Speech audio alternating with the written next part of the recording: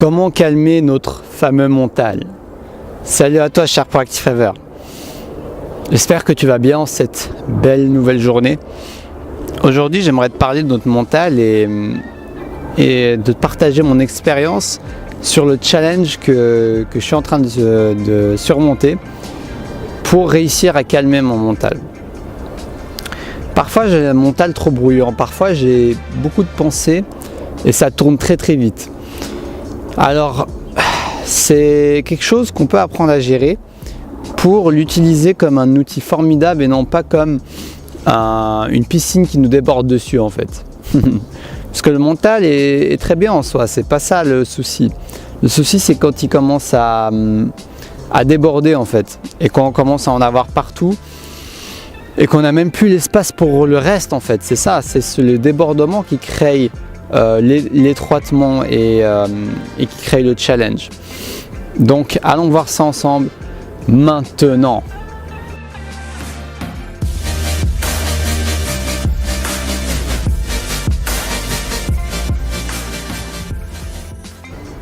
Alors oui, on a toutes ces pensées qui s'accumulent et qui vont les unes après les autres, qui se courent après.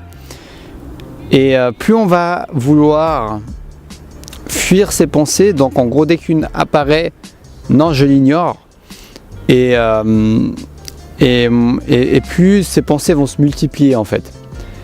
Donc ça c'est déjà un élément que j'ai appris et qui a changé ma perception de la manière dont j'ai envie de gérer ce mental. C'est-à-dire qu'avant, et même très récemment, j'ai encore ce réflexe, c'est un réflexe de fuite. C'est-à-dire dès que j'ai une pensée, ou alors une pensée qui ne m'arrange pas trop, inconsciemment, je la mets de côté là. Je ne la regarde pas. Et le fait de ne pas la regarder, en fait, ça va faire en sorte de l'amplifier. Surtout si c'est une pensée récurrente, un peu de basse vibration, de peur, de colère, quelque chose qui n'est pas très beau à voir, dans le sens où tu n'as pas très envie de le voir en fait. Parce qu'au final, c'est notre mental qui va créer ce jugement, mais tu n'as pas envie de voir ça en fait. Tu le mets de côté, et ben il va à chaque fois ressonner à ta porte, il va ressonner à ta porte, il va ressonner à ta porte, il va revenir jusqu'à que tu prennes le temps de le regarder.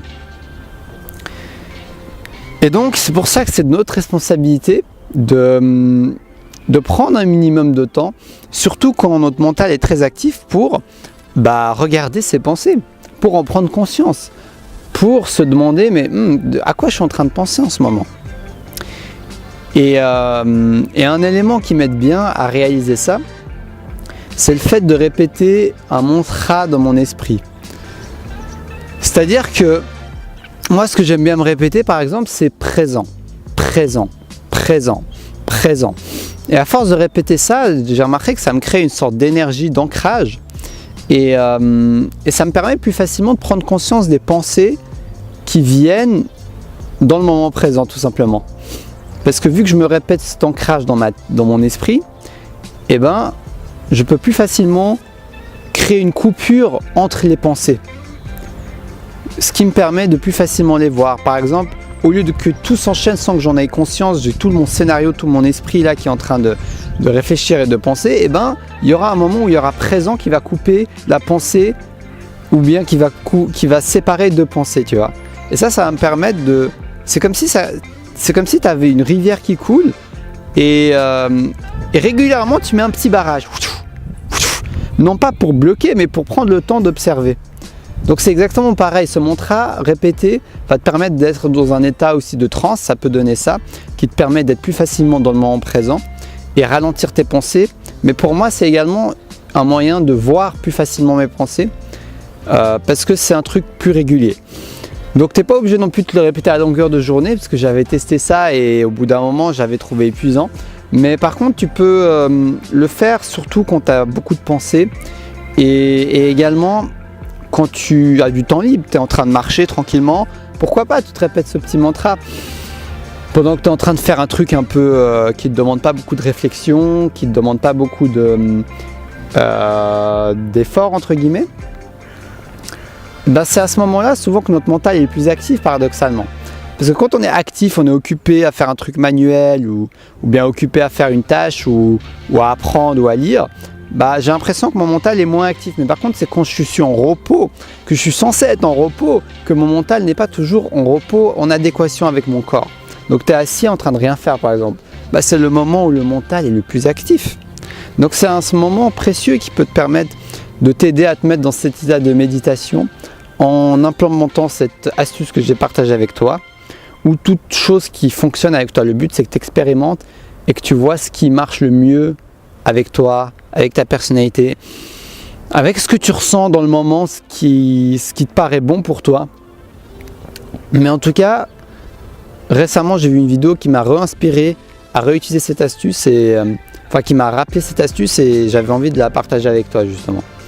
Donc n'oublie pas, le mental est ton ami, le mental est ton allié, n'est pas ton ennemi, c'est juste une perception qu'on peut avoir, et que plus tu vas l'accueillir, l'embrasser, l'accepter, et moins il va galoper. Voilà, ce sera le mot de la fin. Moins il va galoper. Donc n'essaie pas de le dresser par la force, mais dresse-le en lui donnant toute ton attention. Comme tu dresserais un animal. C'est pas... Bon, moi je m'y connais pas, ça peut fonctionner de dresser un animal peut-être en le fouettant, je sais pas quoi, mais c'est pas la méthode la plus efficace. À mon avis, je pense que les animaux ressentent comme nous les choses, et quand ils ressentent une intention, une écoute, une présence, eh ben, l'animal va avoir beaucoup plus envie de t'écouter et de se calmer surtout, que si tu voulais lui forcer. Bah, c'est comme tout, hein. Quand tu es avec un ami, quand tu es avec des gens, si tu essaies de leur forcer à faire quelque chose, non, vas-y, non, ne parle pas. Non, ne parle pas, ne fais pas de bruit, j'ai besoin de calme. Est-ce que tu crois que l'autre, ça va lui donner envie de faire ça? Par contre, si tu es là, la personne est en train de parler, mais tu prends le temps de l'écouter. Qu'est-ce qui fait en sorte que tu as envie d'autant parler là en ce moment? Qu'est-ce qui fait en sorte que tu ressens ce besoin de crier en ce moment?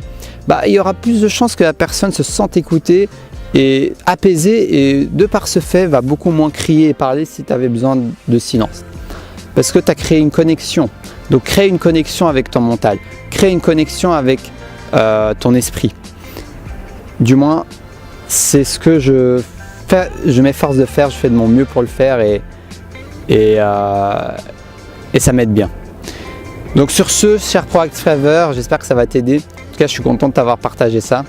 Je te souhaite une très belle fin de journée en écoutant toute manifestation de ton mental, peu importe le nombre de pensées, fais de ton mieux pour y être attentif et de les accepter telles qu'elles viennent, n'importe quelle pensée telle qu'elle vient. C'est vraiment ça le but. Alors je te souhaite une belle fin de journée. Abonne-toi sur Destination Soi-même si mes vidéos t'inspirent, si mes vidéos t'aident, et sonne la petite cloche pour recevoir mes nouvelles vidéos quotidiennes. N'hésite pas à me dire ce qu'on te pense dans les commentaires, tout partage est le bienvenu.